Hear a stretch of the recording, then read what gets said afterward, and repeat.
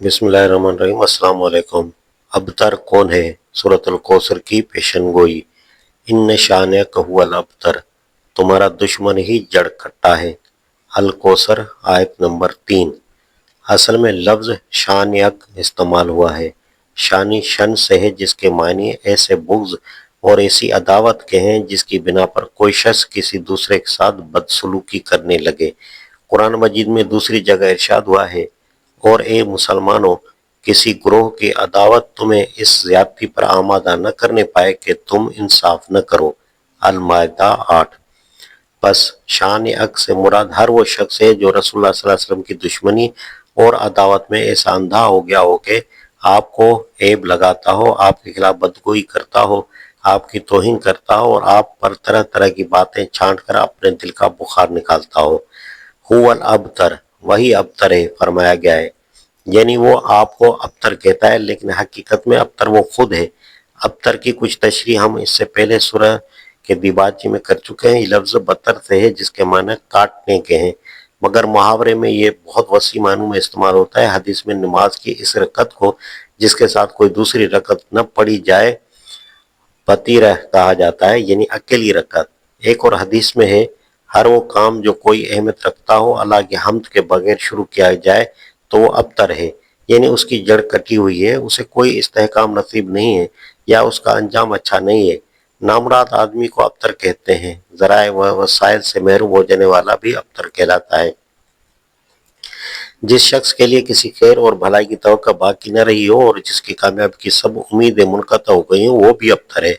जो आदमी अपने कुंबे बरादरी और आवान व अंसार से कटकर अकेला रह गया हो, वो भी अबतर है। जिस आदमी की कोई औलाद नरीना न हो या मर गई हो, उसके लिए भी अबतर का लफ्ज़ बोला जाता है, क्योंकि उसके पीछे उसका कोई नाम लेवा बाकी नहीं रहता और मरने के बाद वह बेनाम व निशान हो जाता है। करीब करीब इन सब मायनों में कुफार कुरैश रसूलुल्लाह सल्लल्लाहु अलैहि वसल्लम को अबतर कहते थे।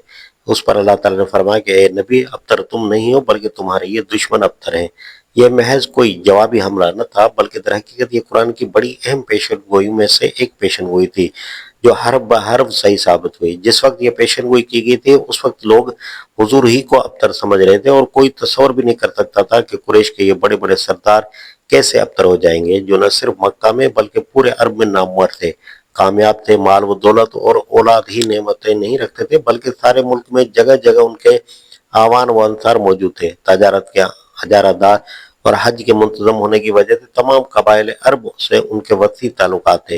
लेकिन चंद साल न गुजरे थे कि हालात बिल्कुल पलट गए। या तो वक्त था कि ग़ज़वा अहज़ाब 5 हिजरी के मौके पर कुरैश बहुत से अरब और यहूदी कबाइल को लेकर मदीने पर चढ़ आए थे और हुजूर को महसूर होकर शहर के गिर्द खंदक खोदकर मदाफत करनी पड़ी थी। या 3 ही साल बाद वो वक्त आया कि 8 हिजरी में जब आप मक्का पर चढ़ाई की तो कुरैश का कोई हामी व मददगार न था और उन्हें बेबसी के साथ हथियार डाल देने पड़े। उसके बाद 1 साल के अंदर पूरा अरब हुजूर के हाथ में था। मुल्क के गोशे गोशे से कबाइल के वफूद आकर बैत कर रहे थे और आपके दुश्मन बिल्कुल बेबस और बेयार मददगार होकर रह गए थे। फिर वो ऐसे बेनाम व निशान हुए कि उनकी औलाद अगर दुनिया में बाकी भी रही तो उनमें आज कोई नहीं जानता कि अबू जहल या अबू लहब या आस बिन वाइल या उक़बा बिन अबी मुईत वगैरह अदाए इस्लाम के औलाद में से है, और जानता भी हो तो कोई ये कहने के लिए तैयार नहीं है कि उसके असलाफ ये लोग थे।